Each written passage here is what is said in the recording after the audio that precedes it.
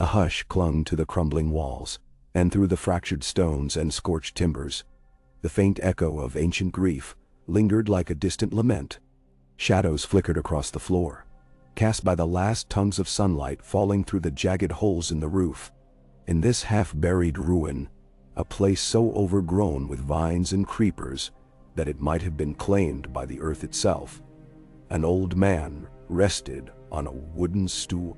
He was smaller than one might expect for one of his renown, hunched as though the weight of his memories had pressed him into himself, forging him into something sharp and quiet and secret. His name, once known across the 7 kingdoms, was Aegon Targaryen, the 5th of his name. Summerhall had taken from him everything but life. Here, in the place that had become his refuge and prison both, his scarred hand still trembled with the memory of roaring flames and falling beams. Where once he had worn a crown, now only a wide-brimmed hat and a hood covered his silver hair and the left side of his face, the skin warped by the fury of the conflagration all those years ago. He did not speak to many. After the tragedy, he'd considered it a mercy that no one recognized the old man who left the charred ruins behind. Most believed he had perished in the flames along with his hopes of hatching dragons anew.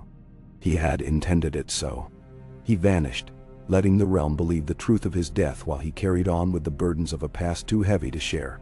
In the quiet of each day, he closed his eyes and heard the crackle of fire, saw the bright red tongues devouring everything he loved, felt the terrible heat licking at his skin. No dreams of eggs hatching, no rumored dragons stirring in the ashes could blot out that horror. He had been a king, a father, a dreamer, a fool, and in some ways, he was still all those things. Yet here, living in secret, he had discovered fragments of knowledge deeper and older than any he'd ever known at court. A knowledge that might have prevented Summerhall's tragedy if he'd only had the patience to learn. It was not the forging of simple swords or the forging of alliances that dominated his mind now. It was forging something else entirely, a lost art whispered to be close in power to Valyrian steel. An arcane method known in half a dozen tongues, but always meaning the same thing, a forging born of dragonfire itself. He called it dragon steel. Now and then his mind retreated to memories of Egg, the name he once carried. A simpler time, years spent as a squire for Sir Duncan the Tall, traveling the dusty roads of the realm, learning of small folk and their struggles he had vowed to lessen when he became king. He recalled the grin on Duncan's face, the stoic love from his big-boned friend, and the unwavering loyalty forged in countless battles. But it was best to dwell only so long on that life, because with it came the sorrow that had consumed them both at the end. He might have lived the remainder of his days in that ruin, speaking only to crows and ghosts, if not for a peculiar disturbance in the forest some moons past. Wolves had howled at the edges of the clearing, as if warding off a presence even they did not fully understand. Then came the rumor. A Targaryen girl had returned to Westeros. A girl who rode a living dragon and carried in her blood the same fire that had nearly consumed him. She was said to be across the sea, or perhaps already stepping foot on Dragonstone, or perhaps in Dorne. The stories varied as common tales do, but one detail never changed. She was young, the last of the Targaryen line, and she had dragons at her side. These rumors, swirling half a world away, reached him in the whispers of mummers and merchants, passing through the forest as though carried on the wind itself. And each time he heard them, he felt something stir in his chest, like a coal long dormant flickering to life. He began to wonder if the knowledge he held, dangerous yes, but perhaps the greatest gift a Targaryen could wield, was meant for this girl. Hefty dismissed it as the last mad dream of an old man. But soon he found himself waiting for her, half expecting her to appear at the edge of the clearing in a swirl of dust. She did come eventually, though not as he had imagined. No great winged beast roared overhead, no retinue of proud knights clanking in steel. She appeared on a single horse, a gray mare with tired eyes and a sagging saddle, and she wore a dark cloak over her silver gold hair.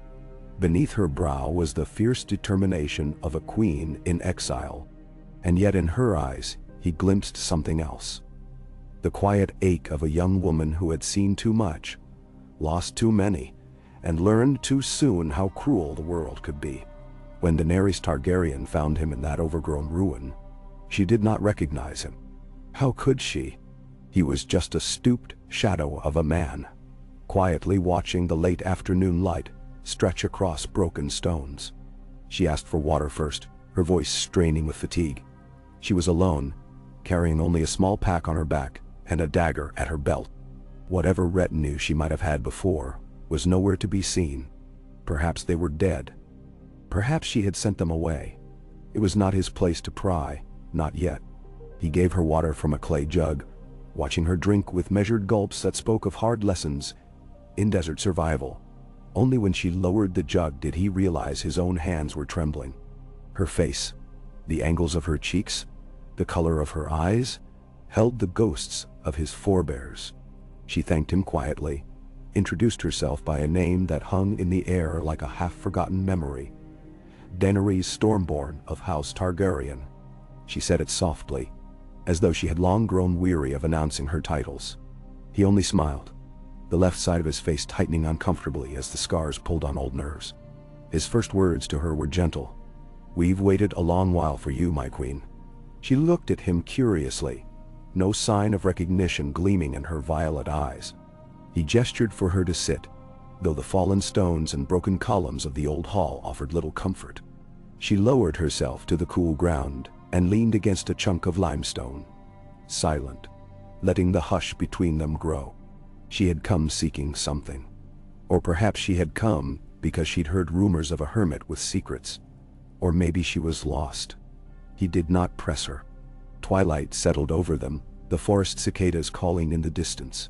Daenerys asked about the ruin, if it had once been important. He answered quietly that it had been. She asked if he had a name. He told her only that he was called Egg, a name no longer used by any in the realm. It meant nothing to her, at least not yet. He saw the faint, puzzled furrow in her brow, but she said nothing more. There, in that hush, began a strange companionship. She was half-starved for knowledge and for rest alike, and he was filled with a caution so profound that it overrode even his paternal yearning to throw himself at her feet and declare that she was not alone, that her ancestors lived through him, that the old line was not as broken as she feared. Instead, he simply offered her shelter beneath the remnants of what once had been a stable, a crooked roof that still clung to a lone beam. She accepted it, and he watched her settle in for the night, no more than an arm's length away from the door, as if she expected betrayal at any moment. He slept fitfully. Nightmares came of black smoke curling around the rafters, of wildfire dancing in the corners of his vision, of screams echoing in his head. When he jerked awake, heart pounding, he found Daenerys awake too, gazing at him with concern. His sweat-drenched hair clung to his forehead. A part of him thought to apologize, to explain, but the words would not come. The next morning, she rose and knelt by the small patch of ground he used as a makeshift hearth. She built a fire from dried kindling, and the flames leapt into the gray dawn. The sight of them set his heart racing, but he forced himself to breathe. He reminded himself that not all flames heralded disaster. There was warmth to them too, and renewal. She handed him a bowl of broth she'd prepared from salted meat, and a few herbs she carried in her pack. He realized she had come with knowledge of her own, an independence that had been shaped through hardships he could scarcely imagine. And so, over that meager meal, they began to speak. In halting, careful tones, she told him of her journey across the sea, of Khal Drogo, of dragons newly hatched, of betrayals and alliances, and endless chaos. She spoke of the great city of Meereen, of her attempt to break chains and free slaves, of the challenges that came with ruling strangers in a strange land. She confessed her heartbreak at losing those she loved, the burden of feeling destiny pressing upon her shoulders. She spoke of the fire that gave her 3 dragons life, and how they had grown, and how she had grown with them. He listened, nodding slowly, letting her voice fill the cracks of this lonely place. She possessed the steel of a conqueror, but also the tenderness of someone who had felt true pain, and the fire of Targaryen's old was there, shimmering behind her eyes. When she finished, An uneasy silence fell between them. She must have wondered why she was telling all this to a stranger in a half-burnt ruin. Perhaps it was because she recognized something in him, something elusive and familiar. Finally, he spoke of Summerhall, but not by that name. He told her of a king long ago who tried to bring dragons back into the world, and how that king failed in a blaze that devoured nearly everyone.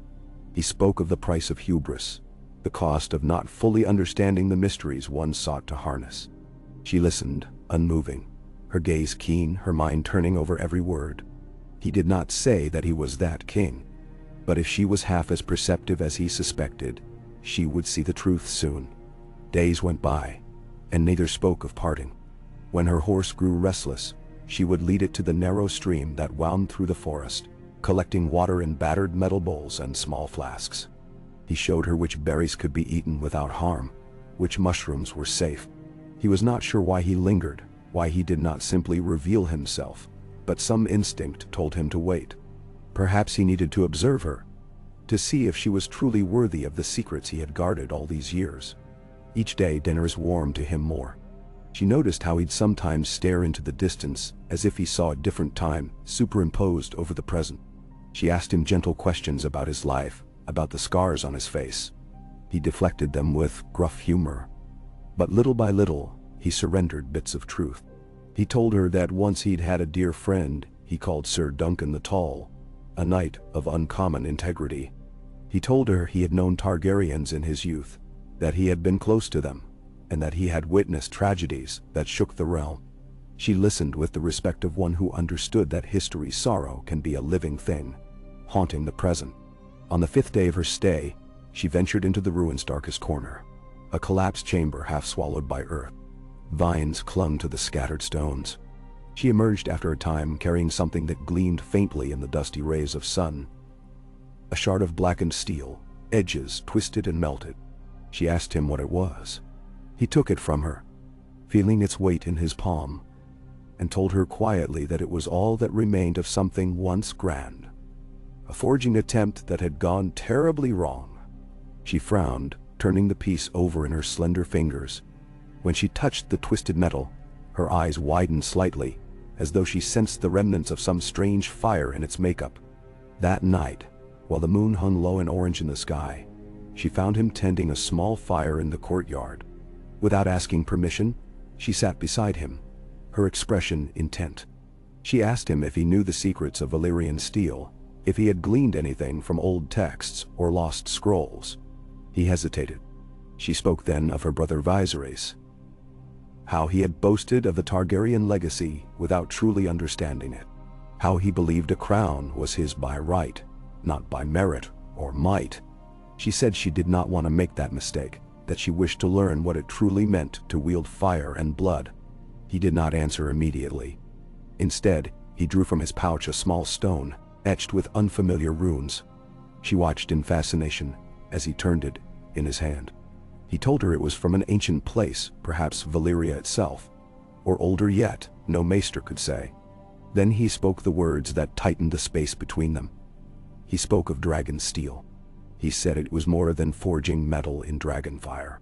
It was an art that required a precise knowledge of flames changing color, of the steel's transformation under heat, and of old, nearly forgotten incantations that shaped the metal's very essence.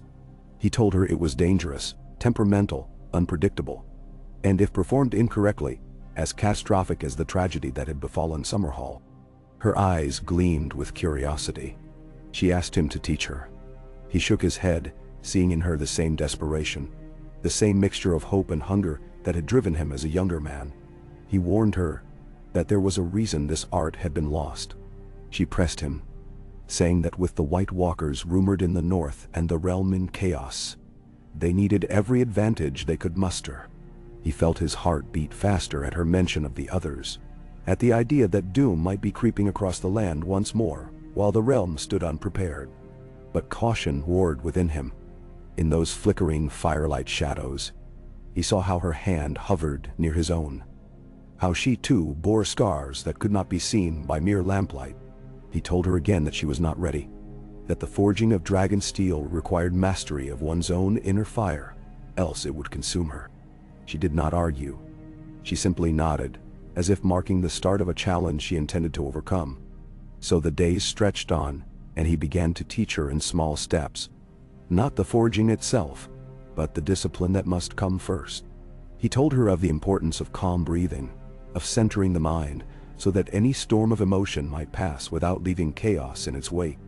She found these exercises peculiar, but she tried them diligently. She had a stubbornness that reminded him painfully of the Targaryens of old. A raw intensity that could easily turn to arrogance if not balanced by wisdom. Yet in every passing moment, he saw more than arrogance. He saw compassion, tempered by the cruelty she had known.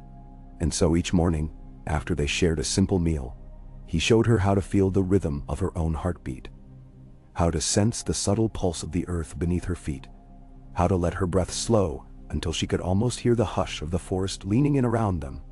The forest itself became a confidant to their secrets. Tall, ancient oaks and elms towered overhead, their branches weaving a canopy that filtered the sunlight into patches of gold on the mossy ground. Dany, as he came to call her in private, though he never spoke the nickname aloud, found a quiet place by the stream each afternoon. There, she practiced the meditations he had taught her, her reflection wavering in the water. Sometimes she would see the ghosts of her past drifting across the surface of that pool. The face of Khal Drogo, her unborn son Rhaego, her brother Rhaegar from stories, her brother Viserys from painful memory. Yet she did not turn away. She let the tears come without fear or shame. Each tear that fell into the stream felt like a small piece of healing, a letting go of the illusions once forced upon her. And as she turned her grief into calm resolve, she was unwittingly forging the inner steel that he had told her was more important than any weapon made by mortal hands. Night by night, he sat by the fire, telling her tales. Not the grand stories she might have heard in the free cities, but quiet recollections of a realm at peace, of a boy who traveled with a hedge knight, seeing the simple wonders of common folk, the smell of bread fresh from the oven in some nameless hamlet, the sparkle of starlight on a quiet pond, the jangle of a minstrel's lute in a tiny town square. She listened with the rapt attention of one who had spent her life in exile, always on the run, always starved for a sense of home. He spoke of the times he had chosen humility over pride, friendship over ambition, and with each story, she gleaned a little more of what kind of man he had once been. She asked him if he thought the Iron Throne was worth all the sacrifice it demanded. He closed his eyes for a long moment, recalling the weight of that metal seat, how the swords of 1,000 conquered lords had been hammered into its shape. He told her that a throne was only as righteous as the one who sat upon it, and that it could be a beacon of hope or a weapon of terror. She asked if he believed she was worthy. He only shrugged, giving her no easy answer. But something in his gaze showed he believed she might be, if she remained true to the lessons she was learning. Weeks passed. Their supplies dwindled, yet she continued her daily training, forging her mind as she once might have forged her body in the trials of the Dothraki Sea. She would return from the stream with fresh-caught fish or handfuls of edible plants, and they would share these humble meals. She teased out more of his secrets, gently and without guile. Little by little, he let slip that he had once lived in a great castle, that he had lost his children and grandchildren in a horrible accident, that the weight of those losses drove him to a life of seclusion. She never mocked him, never pried deeper than he would allow, and for that he silently thanked her. One dawn the sky was streaked with pink and gold as the sun rose, and Daenerys stood barefoot in a patch of soft grass, going through the exercises he had taught her. He watched from a short distance, leaning on the crumbling remains of a wall. She was graceful, poised, moving as though each breath was an invocation to the gods of old Valyria. In that moment, he realized just how far she had come, how the edges of her once raw spirit had been tempered by discipline. She noticed him watching and offered a small, genuine smile. He approached her and said, in a voice barely above a whisper, that it was time for her to learn the next steps. She blinked, heart pounding in anticipation. He led her back into the courtyard, where a weathered anvil stood half buried in moss. The old hammer beside it bore the marks of countless attempts at forging over the years. Attempts he had made in solitude, trying to rediscover the knowledge lost when Valyria sank beneath the smoking sea. He told her that dragon steel was not about pouring metal into a mold.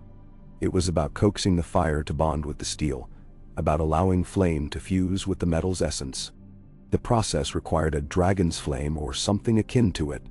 Wildfire, perhaps, but that was infinitely more dangerous. She listened intently, her hands trembling slightly at the magnitude of what he was offering her. He showed her the lumps of raw iron he had gathered, the trace amounts of various alloys that would be added. He explained each one's purpose in the forging, how the color of the flame would change as the metal heated, how she must watch for the faint shimmering in the steel's surface. Yet as he spoke, she realized a crucial piece was missing: the dragon itself. Drogon, Rhaegal, and Viserion were far away, wherever they soared in the skies. She bit her lip, wondering how she could possibly learn without them. He placed a calming hand upon her shoulder, his touch gentle, fatherly, and told her that this was only the foundation. One day she would need the presence of a dragon's flame, but for now she would learn the steps that preceded it. And so they began. With slow, deliberate motions, he showed her how to heat the metal in a crude forge fire, pumping the bellows until sparks whirled into the air. She hammered the iron, sweat beading on her forehead, arms shaking at the unfamiliar weight. He corrected her stance, guiding her wrist to a surer angle. Time and again, she struck the metal until her arms burned, until her shoulders screamed for rest. He made her do it again the next day, and the day after that, forging and reforging, quenching the half-formed lumps in water, then in oil, to let her see the difference. Always, he reminded her that this was but the lesser forging, a mere imitation of the real art. In each clank of hammer on steel, she began to sense a rhythm, as though her heart kept time with the forging itself. The sparks danced around her, and her silver hair grew tangled with sweat, but never once did she complain. As she labored, he told her tales of Targaryen kings, of the doom that befell those who sought to control forces they did not understand. He spoke of the pride that preceded the fall of Valyria, how the sorcerer smiths delved too deep into blood magic and the subjugation of dragons. She listened with rapt attention, forging not just steel, but her own convictions, forging an identity separate from the illusions of conquest. The old man watched her with an almost paternal pride, though he kept it well hidden behind a mask of gruffness. She had the raw spirit that he once possessed, yet tempered by compassion he had lacked in his youth. When she dropped the hammer at last and sank to her knees, exhausted, she looked up at him, eyes blazing with that Targaryen fire. "Teach me more," she whispered, sweat trickling down her temples. "I want to understand everything." He knelt beside her, ignoring the protest of his aching joints. He placed one hand gently over hers, their palms stained with soot and sweat, the air thick with the tang of hot metal. In the shifting shadows of the courtyard, he told her that she was learning something few in the world still understood. And as he gazed into her eyes, he felt the pull of destiny, a whisper from the gods that told him the realm might indeed have a chance with her. It was not just about forging a better blade. It was about forging a better ruler. She nodded, swallowing hard, tears prickling in her eyes as though she was overwhelmed by the weight of this inheritance. For a moment, she was not the mother of dragons, not the breaker of chains, nor the would-be queen of Westeros. She was just a girl, desperate for guidance, yearning to break the cycle of pain her family had known. And in that moment, he could not hide the emotion in his voice. He told her that he believed in her, that she was different from those who had gone before. She closed her eyes, allowing herself a moment of vulnerability in front of this strange mentor, whose face was scarred by a past he still only hinted at. Days flowed into weeks, and she continued her lessons. Sometimes they would pause, and he would let her rest or go to the stream alone. There, she would reflect on the burdens she still bore. Her lost Khalasar, the city she left behind, the uncertain future that beckoned from Westeros. Yet each time she returned, a quiet determination filled her gaze. She would pick up the hammer again, forging another meaningless scrap of metal, practice after practice, forging her will in tandem with the steel. Their conversation expanded beyond forging. She asked him about the nature of dragons, how they bonded with riders, how they grew so quickly. He shared what he knew, gleaned from fragments of lore and his own ill-fated attempts. He told her of the time when Targaryens soared over Westeros, when each new monarch inherited not just the throne, but the majesty and burden of living flame. She drank in his words, imagining a future where her dragons soared once more, not for conquest alone, but to protect the realm from the creeping darkness that threatened it. Yet, every so often, in the hush of the evening, his mind would drift back to Summerhall, to the screams of those trapped in the fire, to the wailing of children. He would stare at the flames in their small campfire and feel the surge of guilt that had never let him go. Daenerys began to notice these moods. She would come to sit near him, offering no words, only the silent comfort of her presence. He would nod in gratitude. Sometimes, she placed a tentative hand on his shoulder, sensing that beneath his stern mentorship lay a deep and abiding sorrow. On one such night, after the crickets had begun their droning lullaby, she asked if his name truly was Egg, and why he wore the wide-brimmed hat and hood pulled so low. She asked if he trusted her enough now to show her who he really was. The question hung in the dark air, and for a moment, he felt the world narrowing to the hammering of his pulse. He thought of how precarious secrets could be, how revealing them might change everything. But he also thought of how she had given him her story, her past, her hopes. Could he deny her any longer? With a trembling hand, he slowly reached up and pulled back the hood. The flickering firelight revealed the scars across half his face, the raw patches of skin that looked almost melted. She did not flinch or gasp, but sorrow filled her eyes. He lowered his gaze, ashamed, remembering how once he'd been called the unlikely king, the bright and curious boy who wore no illusions of grandeur. Then, in a hushed voice that cracked with age and unshed tears, he told her his true name. Aegon Targaryen, the fifth of his name, King of the Andals, and the Rhoynar and the First Men, Lord of the Seven Kingdoms, and Protector of the Realm, believed dead in the tragic fires of Summerhall. Her breath caught. For a heartbeat, she made no sound. Then she rose slowly, and without a word, she sank to her knees before him, tears glistening on her lashes. The man before her was not just a mentor in forging steel. He was her ancestor, her flesh and blood, one who should have been gone from this world. He had been the father of Jaehaerys II, the grandfather of Aerys II, the great-grandfather of Rhaegar, and thus her own great-grandfather, a piece of living history she never dreamed could exist. He tried to urge her to stand, but she reached for his hands, pressing them between her own. Her gaze darted across his scarred features, as though searching for some remnant of the familiar Targaryen visage. She whispered questions he could scarcely bear to answer. About her father's madness, about her brother Rhaegar's death on the Trident, about why their family's downfall had come to pass.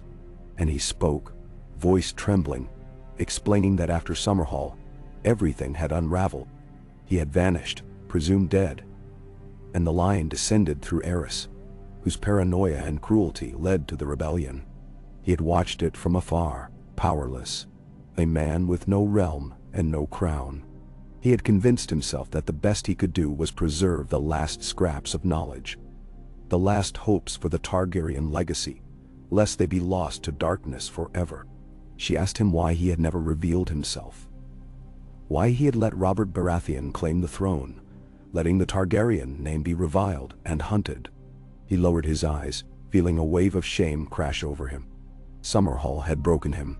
The guilt of that day had crushed his resolve to reclaim power. He believed the realm safer if it thought him dead, for the realm had grown weary of Targaryens.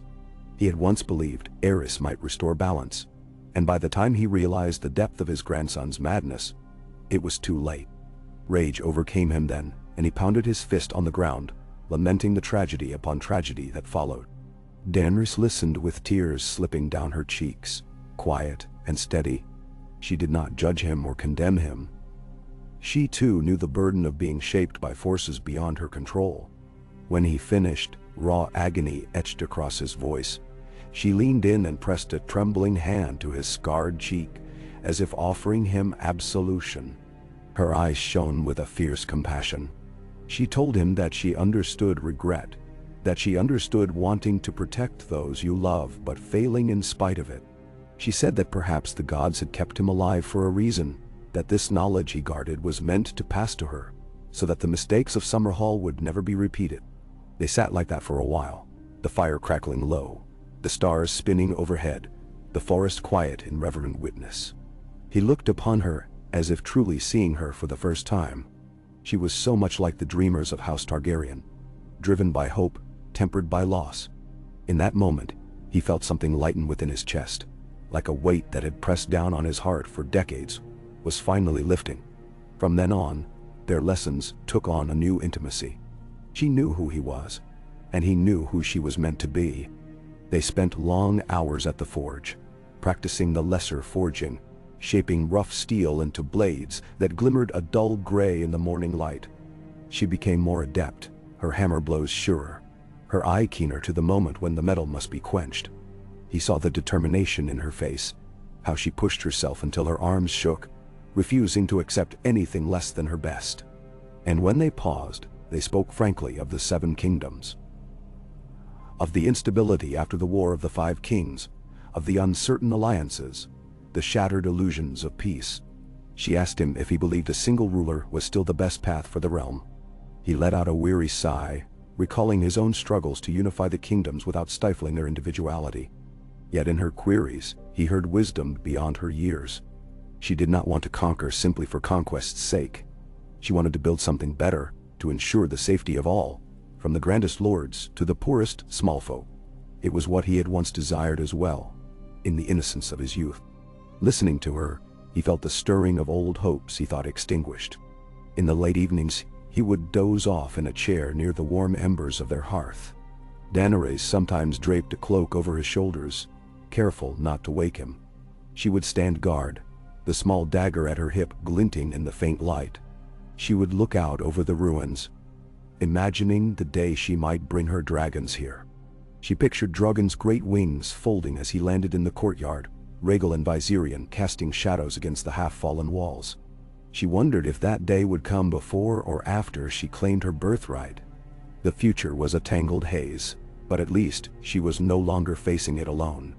Sometimes she caught him in quiet conversation with the ghosts of Summerhall, murmuring to them as if they stood around him. He would utter apologies, promises, half-finished pleas. She pretended not to hear, but inside, her heart ached for him. All he had lost, all he had endured, it should have broken him beyond repair. Yet he was still here, forging a path forward, passing his knowledge to her. She vowed she would not squander this second chance he offered. The forging lessons escalated as the weeks wore on. He showed her how to shape rudimentary runes into the steel, though he admitted the true runes required the heat of a dragon's breath to bond. He taught her to watch for the moment when the steel glowed a certain shade of bluish white, indicating the threshold of transformation. She tried to replicate that shade in the charcoal forge, but it never quite came. Each time, the metal reached a dull cherry glow, or perhaps a bright orange, but the hue she needed stayed tantalizingly out of reach. She would clamp her jaw, determined not to let frustration overtake her. He would stand behind her, his hands guiding hers on the tongs, controlling the flame's intensity with careful manipulation of the bellows. She could feel the controlled power in his gnarled hands, the patience he had honed through countless failed attempts. Often, they would end the day with sweat-soaked clothes and no success, but a sense that they were inching closer to understanding.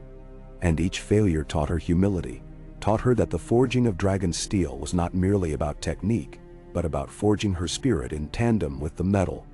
Impatience, she learned, was an enemy as deadly as ignorance.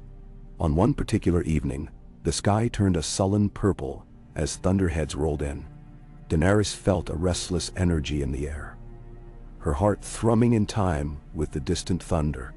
She asked him to show her once more the runes she had yet to master. He laid out a scrap of parchment, the runes sketched in ink that seemed to glimmer unnaturally in the dim light. She traced them with her fingertip, feeling a prickle of electricity in her skin. He told her that each rune had meaning, that some were older than Valyria, that they once belonged to the children of the forest, or to races long lost to the annals of history. The rain came in torrents that night, beating a drumming pattern on the remains of the stable roof. The flickering torchlight revealed Daenerys, hunched over a piece of half-forged steel, carefully scratching the beginnings of those runes with a stylus. She felt the storm within her, the memory of dragonfire in her veins, and she recalled the day she had walked into Drogo's funeral pyre and emerged unburnt, holding life in the form of 3 newborn dragons. That day, everything had changed for her. Now she stood on the edge of another change, forging something that might shape the fate of Westeros. Aegon watched her from a short distance, the overhead leak sending trickles of rainwater down the stones. He sensed the shift in her demeanor. This was no longer a girl seeking to reclaim her birthright. This was a woman forging a destiny that could transcend the old ways. For a brief moment, he felt a flicker of the pride he once harbored when he had first been crowned. But the pride was tempered by a lesson he had learned. No matter how carefully you plan, how deeply you believe you control the fire, it can slip beyond your grasp. He murmured a silent prayer to the old gods, and the new, that she would succeed where he had failed. As dawn approached, the rain softened to a faint drizzle. Daenerys set aside her work and went to wash her hands in a shallow basin near the stable entrance. She looked at her reflection in the rippling water, noticing how the forging soot and the sweat had smeared across her forehead, leaving streaks of black on her cheeks. She could almost see herself as 2 women superimposed, the heir to a broken dynasty, and the mother of dragons forging a new legacy. Turning, she caught sight of Aegon by the forge, gently stirring the coals to keep them alive until morning. She found herself overcome by gratitude for his patience, for the secrets he had entrusted to her, for being here at a time when she had felt most alone. She walked back to him. He looked up, meeting her eyes with that same haunted gentleness that had characterized him since the moment they met. He rested the poker against the stones, rubbing his wrists to ease their stiffness. She reached out, covering his hands with her own, and promised him she would not fail, that she would not let the Targaryen name be tarnished by madness or cruelty, that she would strive to ensure the realm would not suffer from the forging of new dragons or new steel. The realm had suffered enough. He studied her face, silent, then inclined his head in solemn acknowledgement. He then told her that soon they would need to move from this place. The forging of true dragon steel could not be completed in the open, without a dragon's flame, and this ruin held too many prying memories. She felt a pang of sadness at the thought of leaving, for in this lonely, broken hall she had found a piece of her heritage she never knew existed. But she also felt an undercurrent of excitement. Where would they go? Dragonstone? The North? Somewhere else entirely. He admitted he was not certain, but he had an inkling that her destiny was calling her to a place where dragons once soared, perhaps the dragon pit in King's Landing, or the smoky caverns beneath Dragonstone's fortress. She whispered that King's Landing was in turmoil, and that the Iron Throne was still contested. Danger would be everywhere. He nodded, acknowledging the risk. And yet he had come to believe that the forging of dragon steel might be the realm's best hope against the darkness, rumored to be rising in the far north, a threat that made mortal politics pale in comparison. She looked at the anvil, at the scraps of steel they had labored over. She brushed her fingers across them, her touch lingering as though on the threshold of a promise. Then, lifting her gaze to meet his, she said she would follow his guidance, for he had become more than a mentor. He was family. Her voice caught on that final word, and he felt emotion swell within him. He gently squeezed her hand, feeling the warmth of her determination. He had not expected to live long enough to see the forging of the next era of House Targaryen. Yet here she was, a living, breathing testament to the resilience of their line. The sky lightened, a pale gray dawn revealing the rain-slick leaves and glistening stones. Together, they left the forge for a moment to stand at the edge of the clearing, the grass wet beneath their feet. Mist curled between the trunks of ancient trees. The hush felt sacred, as if the forest itself offered them a moment of grace before the trials to come. Daenerys closed her eyes, inhaling the scent of wet earth and rain, and she let the memory of her forging practice sink deeper into her bones. The hiss of steam, the clang of the hammer, the glow of heated metal. It all formed a tapestry within her, a foundation for what she would one day achieve. She was forging not just steel, but her future, the realm's future, and in a way, Aegon's redemption. He stood beside her, thoughts churning with all that yet lay ahead. He knew the forging of dragon steel was only one piece of the puzzle.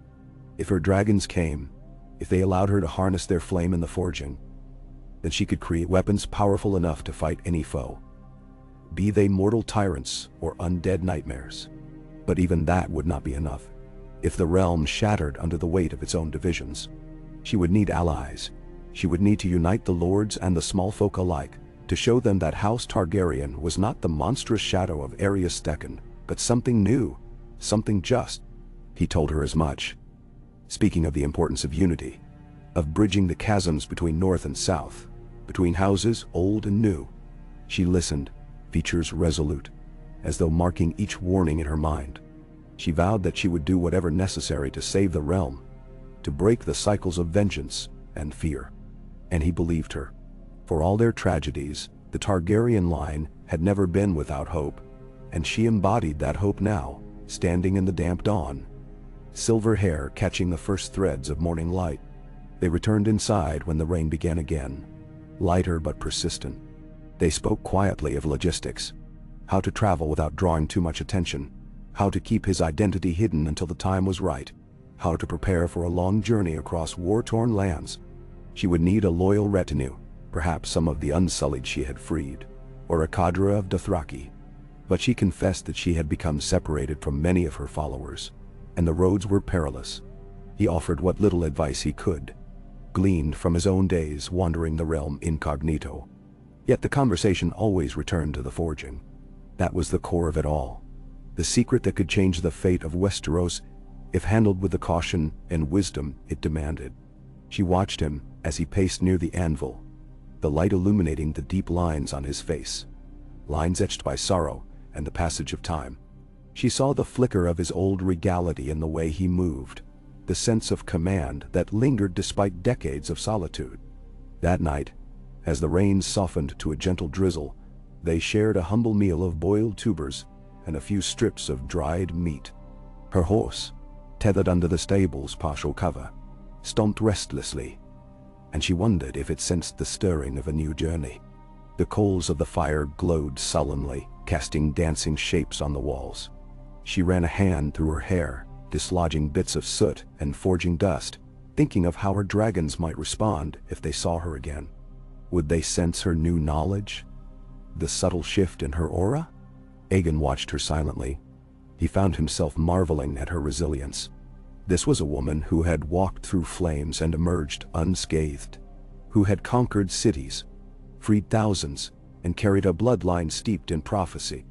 Yet in her presence, he felt none of the arrogance he had once dreaded from Targaryen heirs. Instead, he felt a hope that perhaps she could succeed where he had once failed so disastrously.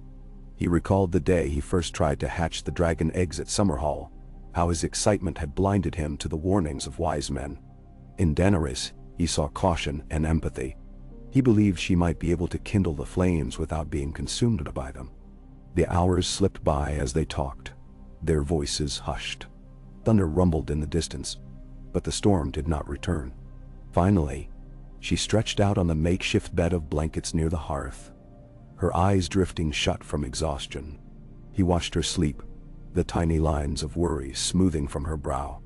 In her features, he saw reflections of all those he had lost, children and grandchildren who never had a chance to fulfill their promise. An old ache rose in his throat, and he murmured a farewell to the ghosts that still clung to him. Let them rest, he thought. The path forward might be uncertain, but he was no longer alone in it. His gaze shifted to the half-forged steel lying on the anvil, still warm from the evening's work. That shard represented a future yet unwritten, a chance to do right by the realm, a chance for House Targaryen to rise anew. this time tempered by empathy and a true understanding of what power required. He closed his eyes, letting the comforting crackle of the dying fire lull him. Dreams came swiftly, bearing images of dragons soaring above a land free of strife. A land united against the long night. For the first time in decades, the dream did not turn into a nightmare of smoke and flame devouring all. Instead, the fire remained in the dragon's breath, a guiding light rather than a destructive force. Outside, the gentle hush of rain lulled the forest into a cautious slumber. A new era was stirring in that hidden ruin. When morning came, Daenerys would awaken, and they would resume their forging, shaping lumps of steel and lumps of destiny side by side, forging both into something stronger, something that might just save the realm from the darkness that had loomed over it for far too long. And neither of them, in that quiet moment, could have fully comprehended how far their journey would take them, or what trials they would yet face. But for now, in the tender arms of night, they rested with something they had both believed lost: hope. Night's hush melded seamlessly into dawn. A feeble sliver of light pried its way through the overgrown archways and broken stones, casting a pale halo upon Daenerys' sleeping form. Aegon, no longer hidden under the guise of a nameless hermit, awoke as he often did, heart pounding from the vestiges of a nightmare. But something in the air felt changed, quieter, as though the forest in ruin held their collective breath. The aroma of wet earth lingered in the courtyard, remnants of the night's rain shimmering on every leaf and blade of grass. He lifted himself from the worn chair, joints protesting. The years had etched themselves into his very bones, even if his spirit had found fresh vigor through her presence. He approached the hearth, where the coals had cooled to a faint glow. The forging scraps lay scattered above, a testament to their efforts, a mixture of success and failure. Glancing down at his scarred hands, he thought of the day, decades ago, when he had first placed them around a hammer, with the hope of breathing life back into the realm's ancient birthright. The memory of Summerhall still haunted him. He saw the flames devouring the wooden beams, the frantic faces blurred by smoke, the dragon eggs he so desperately tried to coax into hatching. Guilt flickered again behind his ribs. But now he had Daenerys, a chance for redemption that he had never believed possible. He dropped another piece of wood onto the dying embers, prodding it until a timid flame sprang up, dancing wildly against the backdrop of gray morning. Behind him, Daenerys stirred. He turned, his expression softening. Her eyes fluttered open, and for an instant, she wore the vulnerability of someone not yet fully awake, disarmed by the remnants of dreams. She looked around, saw him by the small fire, and let out a long, measured breath. Slowly she pushed herself upright, brushing her hair back from her face. He recalled the day she discovered the truth of his identity, how she had knelt before him, tears shining in her eyes, a moment that bound them together as more than teacher and student, indeed, as family. She rose and stretched, wincing at the stiffness in her arms. The forging training had left her shoulders sore, her palms chafed, but she did not complain. Instead, she joined him by the hearth, kneeling to warm her hands over the fledgling flames. The faint rings beneath her eyes hinted at her own restless night, yet her gaze was steady. He asked her how she slept. She shrugged. "I dreamed of dragons," she said in a low voice, "of the skies trembling with their roars, of the realm cowering before their shadow. I don't know if it was a warning or just a memory of the day they first hatched." He nodded, carefully stirring the embers.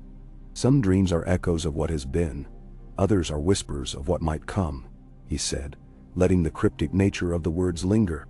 He had learned in his time studying ancient lore that prophecy was a double-edged blade. Even if you deciphered its meaning, it could drive you to ruin if you sought to force it. They shared a simple breakfast. Some dried fruit Daenerys still carried, along with a small loaf of bread that had gone nearly stale. She softened it over the fire, trying not to grimace at its hardness. Aegon chewed quietly, thoughtful. Over the last few weeks, he had watched her temper her spirit as she would molten steel. She was learning restraint, patience, a calmness that allowed her passion to flow, but not overflow. That, he felt, was the foundation of forging anything powerful, whether it be a blade or a legacy. Once they finished, she set aside the scraps of leftover food and walked across the courtyard to retrieve her cloak. The morning air was damp and carried a faint chill. She fastened the cloak at her throat, then turned to look at him. "I want to continue," she said. "We have so little time, and there's so much more I need to learn." He inclined his head. "Yes, but not without rest. You push yourself too hard." She shook her head, eyes determined. "We're too close to something important. If time and fate bear down upon us, I'd rather meet them prepared than well rested."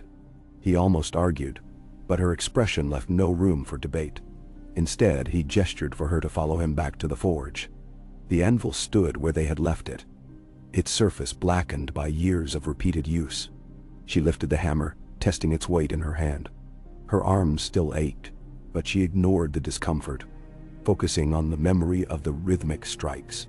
Bang da dikes, blang, dadum taut. Each blow was a step on a journey she had never known she would take. They began by heating a new piece of raw iron. Aegon showed her how to cradle it in the tongs, so the heat would spread evenly. When the metal reached a glowing orange, she laid it on the anvil, raised the hammer, and struck. Each collision sent sparks scattering into the air.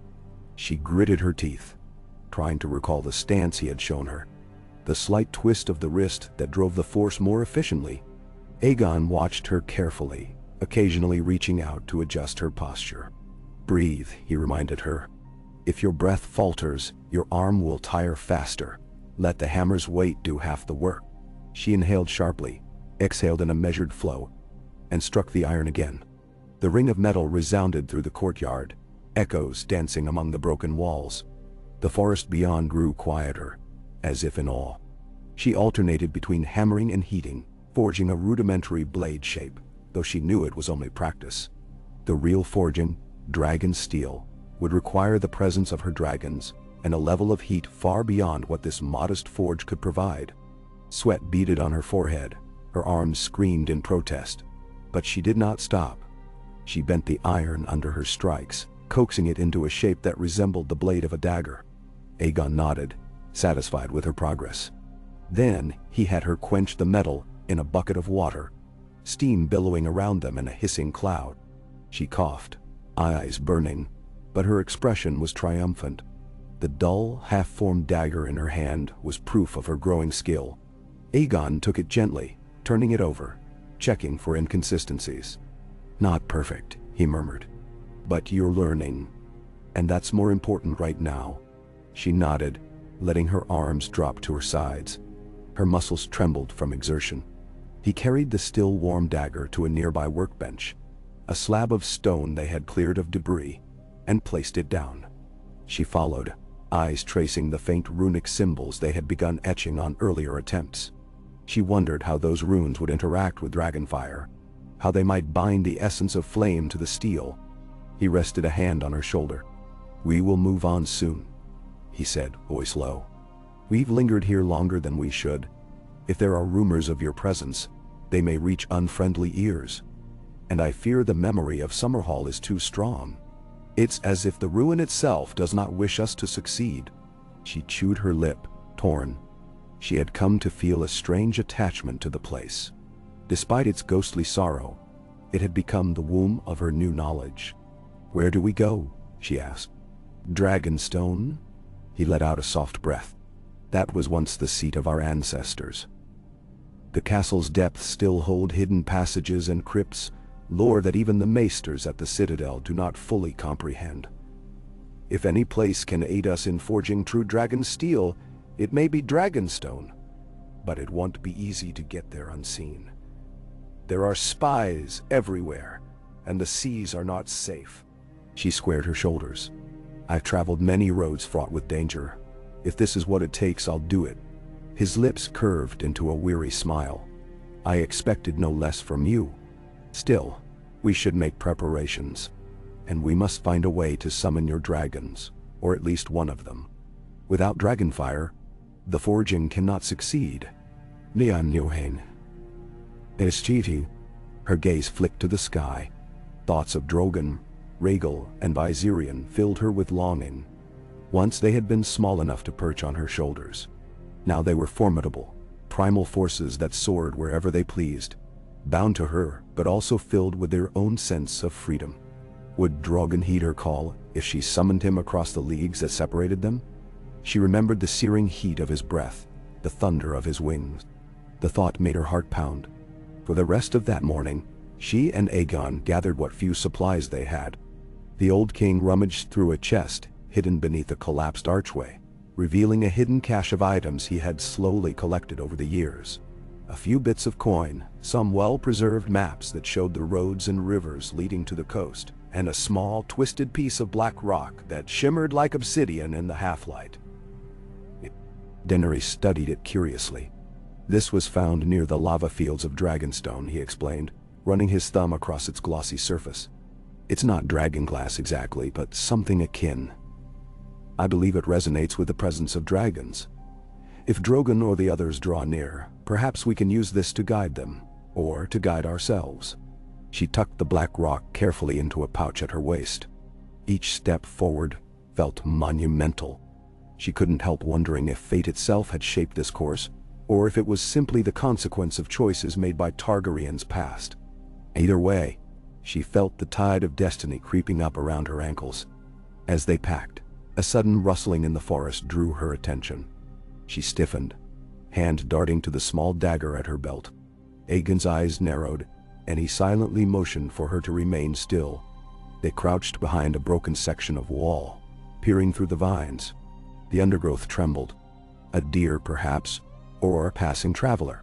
A slender figure emerged, dressed in brown rags and carrying a battered satchel. A boy, no older than 12, vegged into the clearing, his eyes wide as he surveyed the ruin.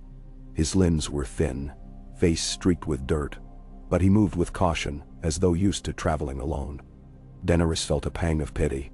She remembered her own childhood, fleeing from city to city with Viserys, seldom knowing safety. She touched Aegon's arm and whispered, "He's just a child, likely a stray looking for shelter." Aegon nodded, still tense. "We can't be too sure, but let's see." Rising carefully, Daenerys took a step forward. The boy jerked, startled, and clutched the satchel to his chest. His eyes flicked between her and Aegon. She raised her hands, palms up. "It's all right," she said softly. "You're safe here." The boy swallowed, glancing at the scorch marks and toppled pillars. "What is this place?" he asked in a quavering voice. She hesitated. "Just an old ruin," she said, not wishing to share its history. "We've been staying here, but we're about to leave. Are you lost?" He shook his head vigorously, clearly lying. Then he took a tentative step closer, his bare feet silent on the wet grass. Aegon came forward, his hood pulled low to conceal his features as best he could, though a glimpse of his scarred cheek was visible. The boy's eyes widened in faint alarm, but he held his ground. Daenerys saw the faint tremor in the boy's legs, realized he was on the brink of collapse from hunger or exhaustion. "Sit," she said, gesturing to a nearby stone. "We have some water, a bit of bread." The boy bit his lip, weariness etched on his face, but desperation won out. He settled on the stone, trembling arms hugging the satchel as if it contained the sum of his world. Daenerys fetched a small cup and poured water from a clay jug, offering it to him. He drank in quick gulps that betrayed his thirst.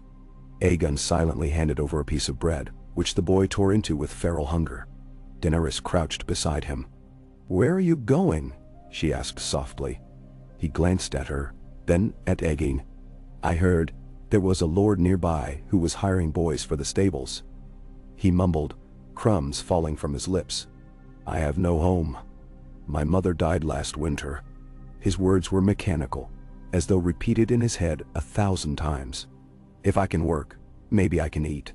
She exchanged a quick look with Aegon, recalling her own days of desperation in the Red Waste, or in the streets of Pentos before she was sold to Khal Drogo. A small part of her wanted to help the boy. Truly help him, take him along, protect him.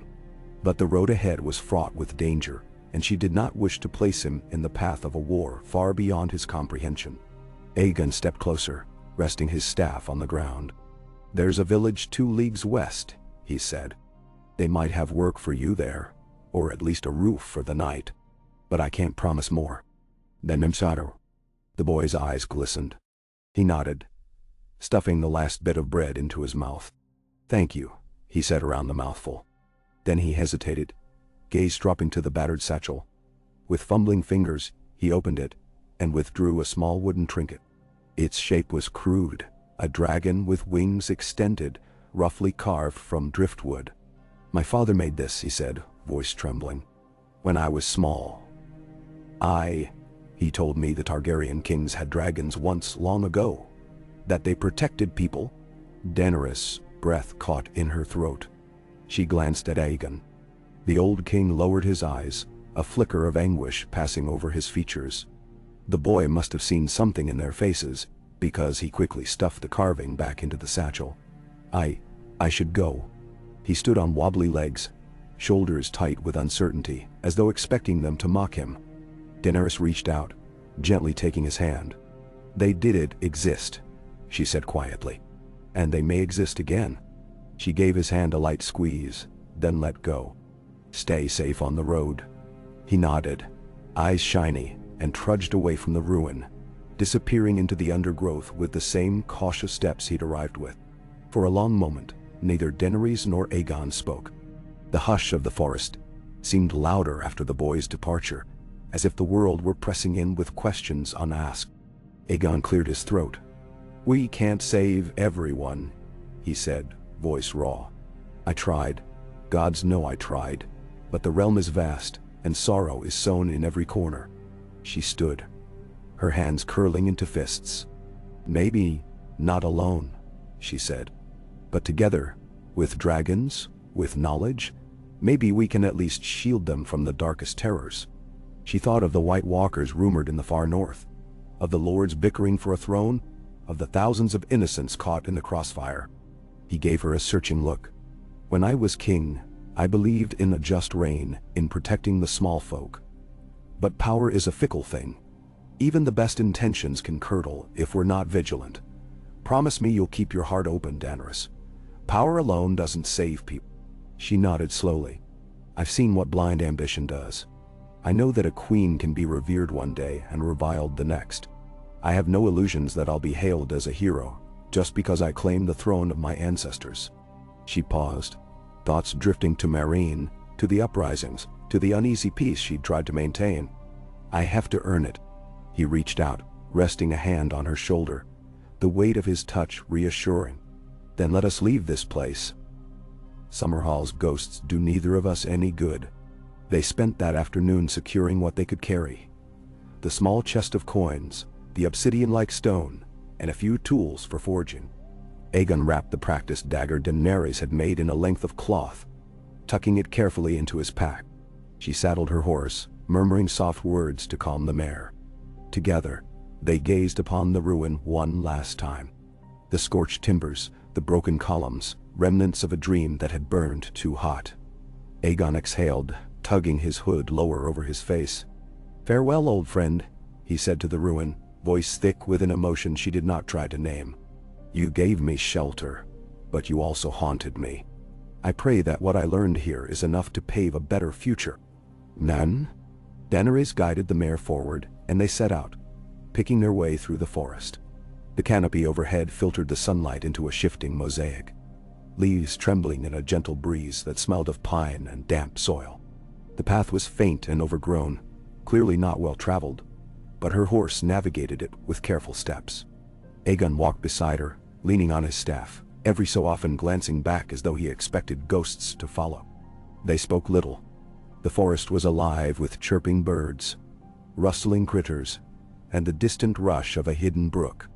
Occasionally, Daenerys would spot a pair of curious eyes peering at them from behind a trunk. A fox, perhaps, or some other woodland creature. None approached. She felt a sense of transition, as though each step away from Summerhall was a step deeper into fate's murky embrace. At sunset, they emerged onto a winding road. Remnants of wheel ruts and the faint print of hooves marked it as a route traveled by merchants or messengers. The question was, who controlled the road now? War had splintered the land, alliances shifting like sand in an hourglass. Daenerys guided her horse off the path, into a small grove where they could set up a modest camp. She helped Aegon lower himself onto a fallen log. He sighed, stretching out his tired legs. "My youth has truly deserted me," he muttered, but she could hear the faint hint of humor in his voice. She smiled, untying the bedroll from the mare's saddle. "You've more spirit than many younger men. Rest and I'll start a fire." He acquiesced, and she gathered some dry branches, mindful of how they cracked underfoot. As she built the fire, her thoughts drifted to her dragons again. She wondered if they sensed her absence with the same ache she felt for them. The last time she had seen Drogon, he'd soared away over a desert plain. But they were bound, mother and child, in a strange, mythic way. Could she call them if she truly tried? She coaxed a spark from flint and steel, and flames licked up the tinder. Aegon gazed into the growing fire, the light reflecting in his scarred eye. It struck her that the man before her had once been a king, had once worn a crown. She wondered if, in those days, he had the same quiet sadness he wore now. They dined on the leftover rations. Salted meat, a handful of herbs that added some flavor. Daenerys used a small pot to boil water and make a thin broth. It was nothing like the feasts she had once tasted in grand halls, but it sated them. When night settled around them, a cold breeze swept through the trees, rustling leaves, and she pulled her cloak tighter. Aegon leaned forward, the firelight dancing on his weathered features. "I used to hold court at the Red Keep," he said suddenly. "Hear the petitions of the small folk, break bread with my lords, plan how to keep peace across the realm. And yet, in all those days, I think I never felt as close to the people as I did when I was just Egg, traveling with Sir Duncan." Daenerys listened, her heartbeat steady. She remembered hearing tales of Aegon and his mysterious friend, Sir Duncan the Tall, long ago. The story of a boy prince who wandered incognito, learning lessons no prince at court could fathom. She shifted closer to the fire. "You learned humility," she said. "And empathy." He nodded, poking at the embers with a stick. "Yes, that was always Duncan's gift to me. He never let me forget the plight of those without power. It shaped the policies I tried to enact as king. But even with good intentions, I failed in many ways. Summerhall was the worst of it. I let my desire for dragons overshadow the safety of those I loved." She hesitated, a stirring of emotion in her chest. "Yet those who survive learn and pass that wisdom on, if they choose. You kept the secrets safe, all these years, waiting for the right time. Perhaps that is more important than we realize." "Then too," he sighed, weariness heavy in his eyes. "I hope you're right. If forging dragon steel can protect the realm from what lies beyond the wall, then maybe my life has some purpose yet." He looked at her intently, shadows from the fire dancing on his wrinkled brow.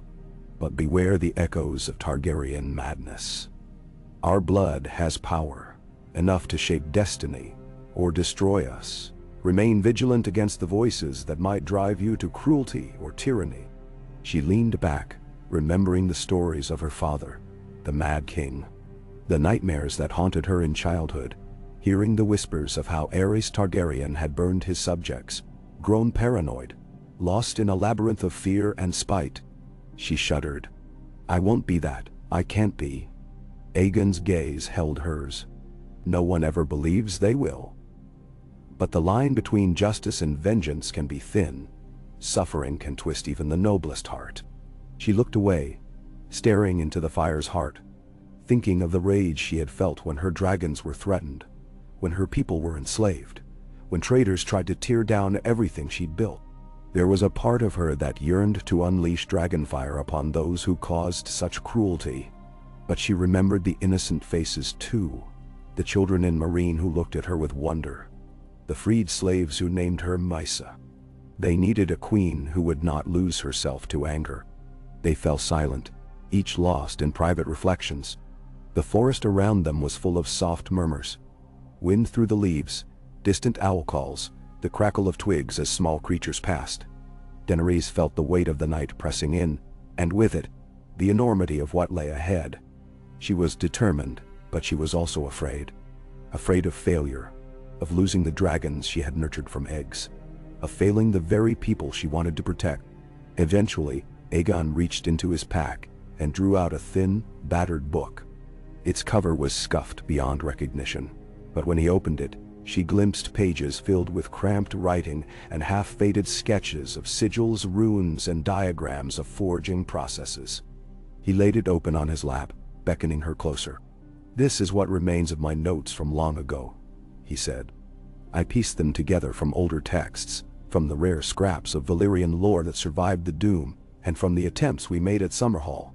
None of it is complete, but it's a start." She inched nearer, peering at the pages by firelight. The runes were elegant, swirling lines that overlapped in places, accompanied by small notes in the common tongue. She recognized some references to metals: iron, carbon, traces of silver, and others she couldn't translate. Her pulse quickened. This was the knowledge she sought. The puzzle pieces that might lead to forging a blade that could stand against the horrors stirring in the north. He traced one of the sketches with a gnarled fingertip. "Here. See how the shape of the runes must align with the blade's fuller? They channel the essence of the flame. The forging process is delicate. If the flame is too hot or too inconsistent, the runes can warp. Then you don't just get a useless piece of metal. You can unleash forces you can't control. In Valyria, they used blood magic to bind the metal. I hope to avoid that." No. She thought of the pyre she had used to hatch her dragons, how she had walked into the flames with the bodies of her husband and the witch Miri Mazdur. Blood had been spilled. Life had been sacrificed. Had that been a form of blood magic too? The realization made her feel cold.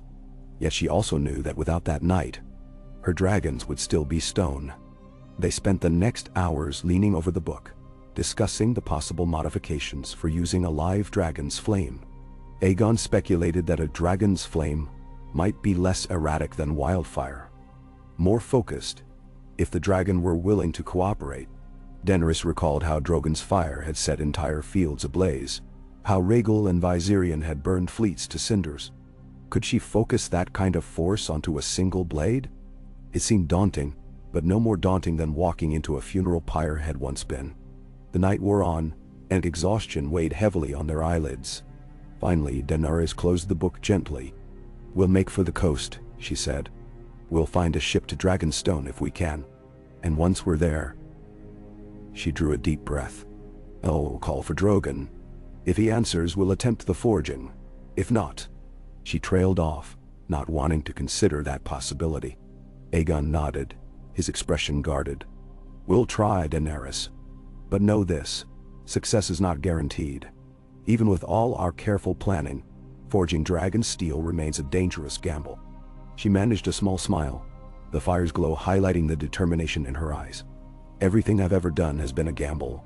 From stepping into Drogo's pyre to freeing the Unsullied, to fighting the slavers in Meereen. I'm not afraid of uncertain odds." "You?" He offered a slight incline of his head, silent acknowledgement of her resolve. Then slowly, he rose, leaning heavily on his staff. "We should sleep," he murmured. "Dawn will come soon enough, and we have a long journey ahead." They settled into their makeshift camp. Daenerys unrolled a bedroll on the softest patch of ground she could find beneath the canopy of trees. She could hear Aegon muttering a half-forgotten prayer. Or perhaps it was merely a litany of regrets. She wondered if he, too, felt a flicker of hope in his chest. For all his warnings and regrets, he had revealed his identity to her, shared precious knowledge. Surely that meant he believed, in some corner of his heart, that they could succeed. As she lay down, the forest night pressed in, bringing the lullaby of crickets and rustling leaves. She closed her eyes and tried to imagine the shape of a completed blade, glowing with an inner fire that matched the flames of her dragons. She pictured driving that blade into the heart of a threat that could engulf the realm in eternal darkness. In her mind, she saw ordinary people, farmers, orphans, bakers, living in peace under a sky watched over by dragons who did not terrorize but guarded. It was a vision as fragile as spun glass. But visions could become reality, if one had the courage to seize them. A gentle breeze skimmed across her cheek, and she breathed in the scent of pine and damp moss, letting the forest's rhythm lull her into a deep sleep. Her dreams were uncertain, but not terrifying, filled with flickers of light and echoes of ancient songs.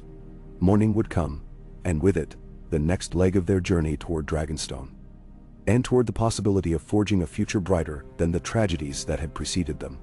When dawn broke, they roused themselves and quickly doused the remains of the campfire, scattering the ashes to hide any sign of their presence. The horse stamped impatiently, as if eager to move on. Daenerys helped Aegon to his feet, and together, they returned to the road. A chill clung to the air, dew sparkling on the tall grasses lining the path. Ahead, the road curved into a gentle slope, vanishing around a bend. They walked in silence at first, listening to the rhythm of their footsteps.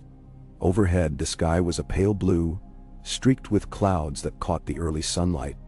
Eventually, Daenerys spoke, asking Aegon about the terrain beyond the next valley. He consulted the worn map he carried in his pouch, tracing a route toward the sea. They'd have to pass through farmland, then skirt a major town, one potentially allied with any number of claimants to the throne.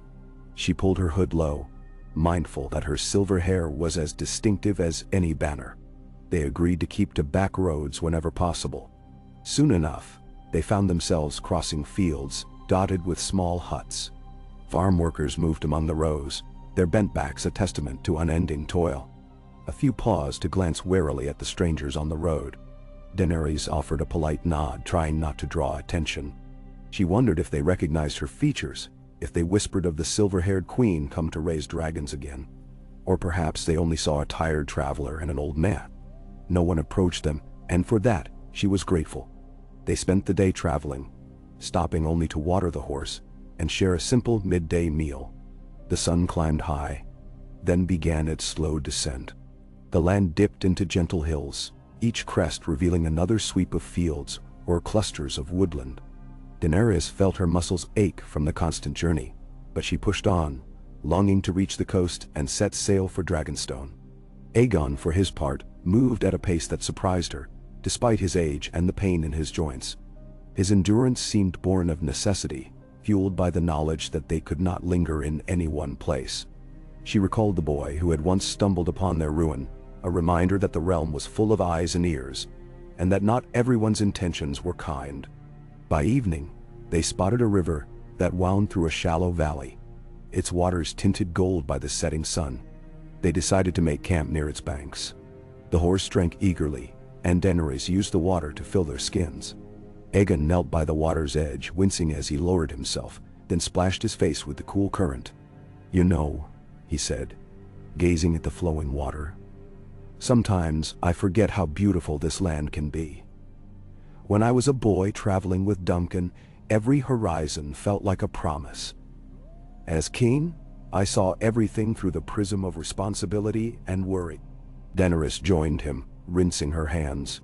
"Westeros has its wonders," she said softly. "I only wish I'd seen them under better circumstances. Most of my memories are of court politics, betrayals, or struggles for survival. But maybe one day, I'll see the land at peace. Truly at peace." "Benchain," he offered a faint smile. "Then let's see that it happens." After camp was set up, they shared another meager meal. Daenerys discovered a small patch of wild onions near the river's edge, which added a hint of flavor to their broth. Night fell, and the sky came alive with stars. The moon hung over them like a silent spectator, watching as they pored over the map by the firelight. She traced a route with her fingertip. "If we continue this way," she said, "we'll avoid the larger towns. But it might take us longer to reach the coast. We risk running low on provisions." "Daenerys." Aegon rubbed his chin. "Perhaps we should pass through a minor village and purchase supplies discreetly. It's a risk, but we'll need fresh food." She inclined her head. "Agreed, but we must be cautious." They marked a small village on the map where they might stop. Dordirio. It was said to be a humble trading post, not under strict control of any high lord. The plan decided, They let silence settle, the crackle of the fire weaving a gentle lull. Daenerys leaned back against the trunk of a willow tree, staring at the embers that floated skyward. Her thoughts drifted to the forging, to the ancient runes, to the day she might stand in the depths of Dragonstone, with Drogon's flame enveloping the steel. Would the metal yield? Would it become something more than steel? Something that pulsed with the essence of a dragon's fury? And if it did, what then?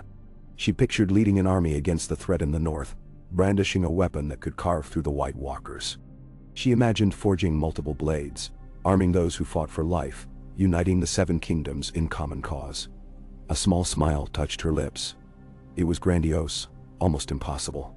Yet was it any more impossible than hatching dragons from petrified eggs? Than crossing the Dothraki Sea as a foreign queen? Than freeing cities from the grip of slavers? If there was one thing life had taught her, it was that the impossible could be made real by will and sacrifice. Aegon's voice broke the silence. "What are you thinking?" She glanced at him, noticing how the firelight traced the lines of his scars, rendering them softer somehow. "I'm thinking of how far we've come," she said, "and how far we have to go, but I'm not afraid." He nodded, gaze distant. "We should both hold on to that resolve. Fear can corrode even the bravest hearts. I've felt it every day since Summerhall. But there's courage in you, Daenerys, more than I ever had at your age." She looked at him with gentle admiration.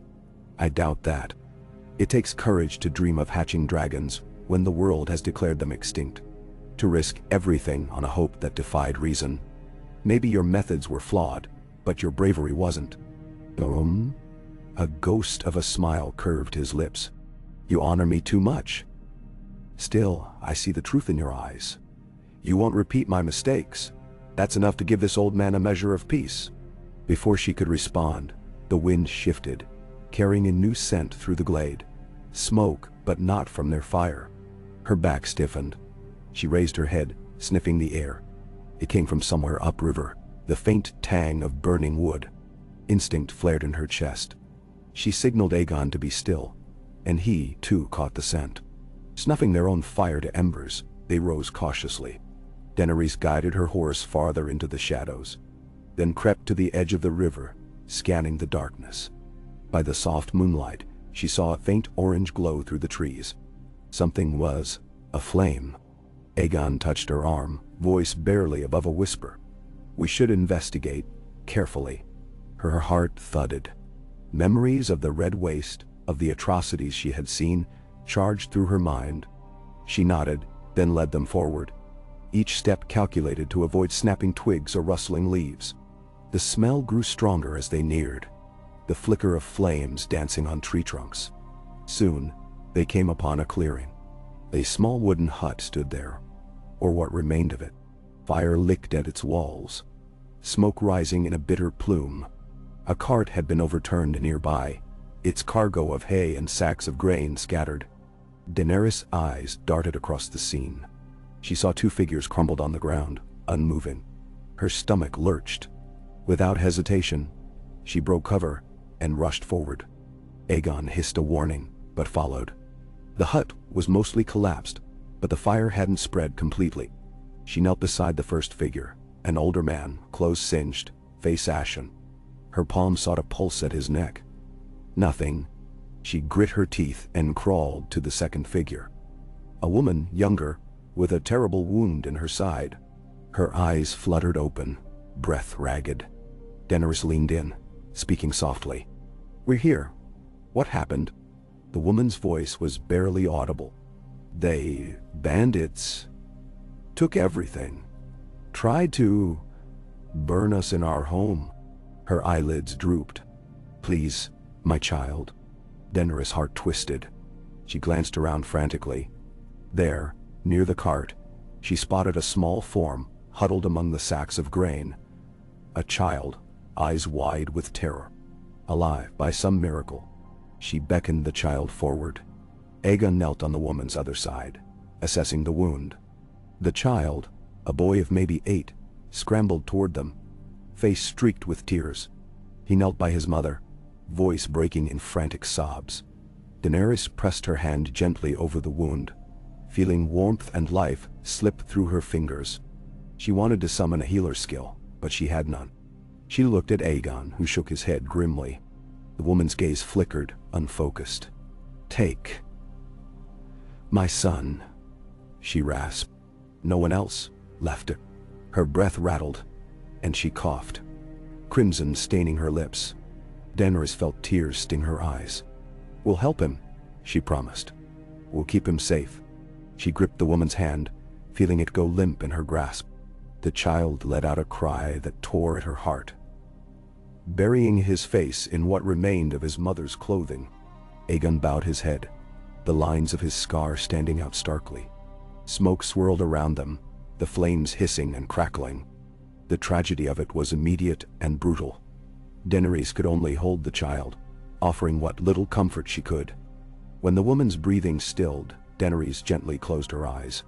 She turned to the boy, speaking softly, telling him her name, telling him that he was not alone.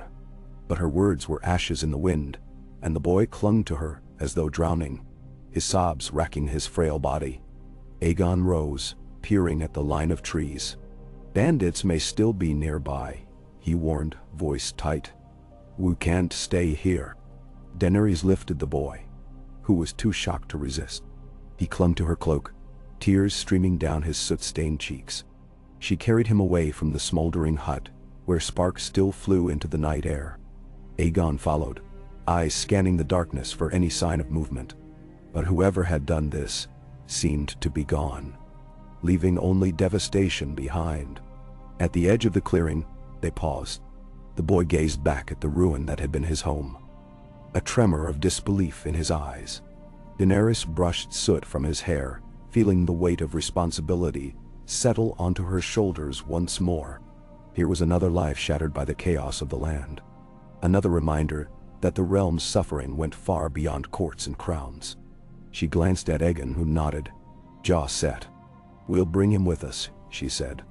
"At least until we can find a safe place for him." Aegon agreed. "The next village we pass might have someone who can take him in, or we'll see what we can manage." They retreated into the forest, far enough that the fire was only a dull glow behind them, flickering against the night sky. The child's sobs quieted, replaced by the shallow hiccuping breaths of someone overwhelmed by grief and fear. Daenerys held him, stroking his hair, whispering small comforts. She remembered that once she had been a child losing everything too. Eventually, they paused to rest near a cluster of rocks. Aegon removed his cloak and draped it around the boy's shoulders, while Daenerys set him down gently. The child's eyes were red and swollen. He clutched the cloak around himself, unable to speak. Daenerys knelt before him. "My name is Daenerys," she said, as softly as she could manage. "What's yours?" He sniffled, eyes flicking from her to Aegon. Tobin," he managed in a trembling voice. She tried to offer a reassuring smile. "Tobin, you're safe with us now. We're traveling, but we'll make sure you're cared for." She realized how hollow the words might sound, but they were all she could give. He nodded, tears still trailing down his cheeks. My mother." Daenerys closed her eyes briefly. "She was very brave," she said, voice catching. "I'm sorry, Tobin." "I'm so sorry." He buried his face in the cloak, and she let him grieve, her hand resting lightly on his shoulder. Aegon kept watch, his expression troubled, scanning the darkness as if searching for ghosts of his past. This small boy's tragedy echoed so many. If Daenerys needed any further motivation to see her quest through, this was it. The realm bled, and she refused to stand idle.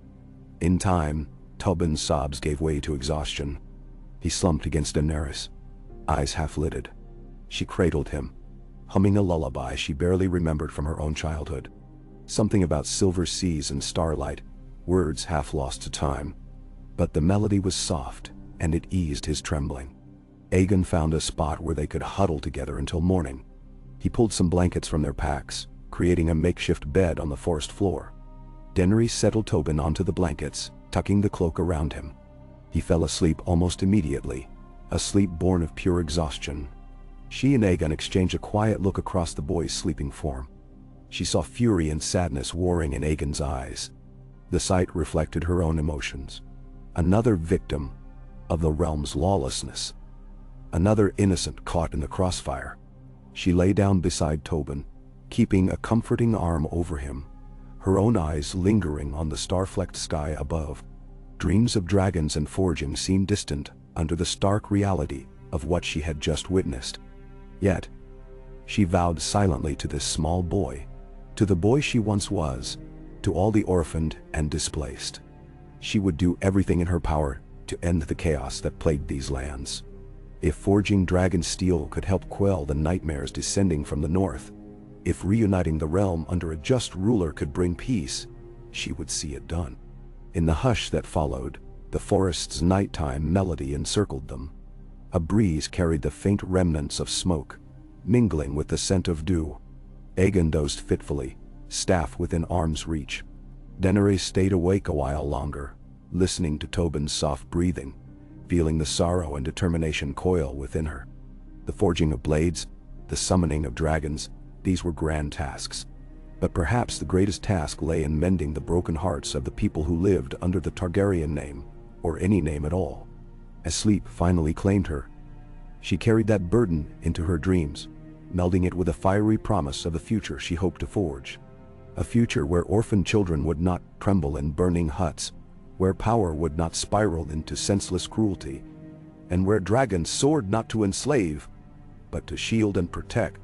It was a lofty dream, perhaps even naive in the eyes of cynics.